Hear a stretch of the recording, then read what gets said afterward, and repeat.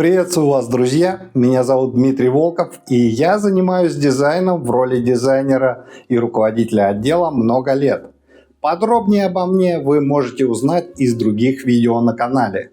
Итак, сегодня у нас поиск ответа на ваш вопрос: как стать UX UI дизайнером? Что для этого нужно? И можно ли в 40 и более лет стать дизайнером? Кстати, вы можете найти на канале парочку видео, связанных с резюме и тестовыми заданиями, поэтому рекомендую их посмотреть. Первым делом, прежде чем приступить к освоению профессии, вам нужно выбрать один из векторов вашего развития. Первый вектор – самостоятельное развитие по мастер-классам, статьям и роликам в интернете. Второй – купить курс UX UI дизайна на одной из образовательных платформ. Третий – найти ментора и учиться под его чутким руководством. Скорее всего, вы уже знаете эти вектора из видео других блогеров, поэтому кратенько озвучу свой вердикт и пойдем дальше. При самостоятельном развитии по видео и статьям из интернета вы ничему не научитесь. Эти материалы вам помогут, если у вас уже сформирована база, на которую вы можете опереться. Я, конечно, не исключаю вашей личной гениальности и умения учиться самостоятельно. Или не исключаю того, что есть люди, которые смотрят мастер-класс и показывают всем своим видом, что они заняты обучением. Как проверить, дает ли самостоятельное обучение результат? Очень просто. Возьмите задачку создания формы авторизации и, не подсматривая кучу видеоуроков, постарайтесь ее выполнить. Ну и тогда вы не будете знать, правильно ее выполнили или нет. Не у кого спросить. При таком способе обучения вы вряд ли подготовите свое первое портфолио, а его надо подготовить, и навряд ли выполните первое тестовое задание. Признаюсь, я не встречал самообученного дизайнера, который бы прошел дальше тестового задания. Я провел несколько сотен собеседований и знаю, о чем говорю. Да-да, мой гениальный и несогласный будущий дизайнер. Я ни в коем случае не отговариваю от самообучения. Попробуй, и если получится, кинь в меня камень. А лучше напиши об этом в комментариях. Кстати, сам я в начале моей работы самообучался. Все потому, что курсов в те времена не было, и я рос вместе с индустрией. От банальных макетов сайтов до исследований пользовательского опыта и далее. Давайте поговорим о курсах по профессии UX UI дизайн. Сейчас их настолько много, что даже не знаешь, что советовать. У всех программа почти одинакова. Все обещают хорошие зарплаты и помощь в трудоустройстве. Давайте развею немного туман таинственности, сотканный из обещаний. Вы сами кузнецы своего счастья. Если вы думаете, что заплатив свои кровные, вам вставят штырь в голову и загрузят программу дизайнера, то вы глубоко ошибаетесь. На курсах вам дадут базу и поверхностные знания по профессии. Не всегда качественные, но хоть как-то структурированные знания. Многие советуют обратить внимание на работы студентов. Типа, посмотрите на работы и поймите, насколько круто они сделаны. Ага. Предлагать оценить работы студентов человеку, который только захотел стать дизайнером. Странно. А вот обратить внимание на тех, кто отучился и добился хороших результатов, окончив обучение, очень даже можно, если такие данные есть. Какой есть плюс у курсов? Вы работаете в группе, и ваши задания проверяются. Вам даются комментарии, что не так, вы можете улучшать свою работу. Правда, качество обратной связи по отзывам в интернете не всегда высоко. Расскажу вам почему. Итак, есть несколько потоков по 20 человек. Есть несколько человек, проверяющие работы студентов. Чем быстрее проверяющий проверит работу студента, тем быстрее пойдет пить чай или смузи. Поэтому заинтересованность в качественной обратной связи есть не у всех. Если есть ребята, которые не согласны с моим наблюдением, напишите об этом в комментариях. Ткните, так сказать, котика в лоток. И еще, держите в голове, что онлайн-школы – это бизнес. Их задача, чтобы вы купили курс, отучились и пошли дальше. Чем больше студентов, тем больше денег. В идеале, если вы купите несколько курсов. Им от этого будет тепло и приятно. Так что, не учиться на курсах? Возмутитесь вы. А я скажу, конечно, учиться. Но при этом, если вы прошли какую-то тему, необходимо искать дополнительную информацию, закидывать преподавателя глупыми вопросами, чтобы вам дали ответ, который вы поймете.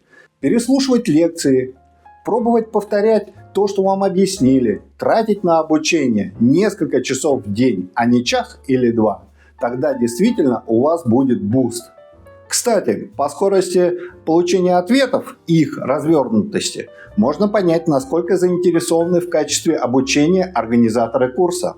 Теперь поговорим про менторство. Менторство стоит дорого, и ваши знания зависят от крутости ментора. Чаще всего ментором выступает человек, который работает в крупной компании, сделавший несколько больших проектов. У ментора есть портфолио и резюме, по которому можно понять, стоит ли доверять ему как специалисту. По моим наблюдениям, занятия с ментором позволяют обучиться UX/UI дизайну гораздо быстрее и качественнее, чем на курсах и самостоятельно. Каждый человек индивидуален, какие-то знания он может усвоить быстро, какие-то нет. В этом случае ментор определяет, когда следует переходить к следующей теме обучения. Когда я занимался менторством, я определял уровень знаний студента и подстраивал программу под него. Поэтому некоторые студенты у меня проходили программу за полгода, а некоторые за год. В любом случае, они уже могли пробовать свои силы в поисках работы. Был даже случай, когда мой студент устроился на работу после 4 месяцев обучения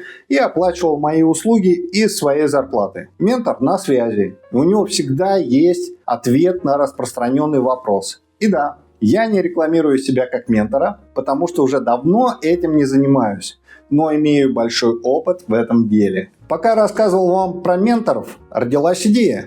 Возьмите курс и ментора.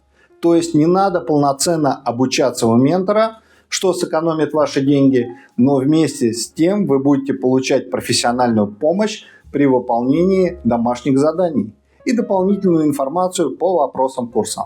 И даже когда вы будете работать, можно получать профессиональную помощь при выполнении рабочих задач. Конечно, за вас дизайн создавать никто не будет, но советы будут ценными. А теперь поговорим о животрепещущей теме.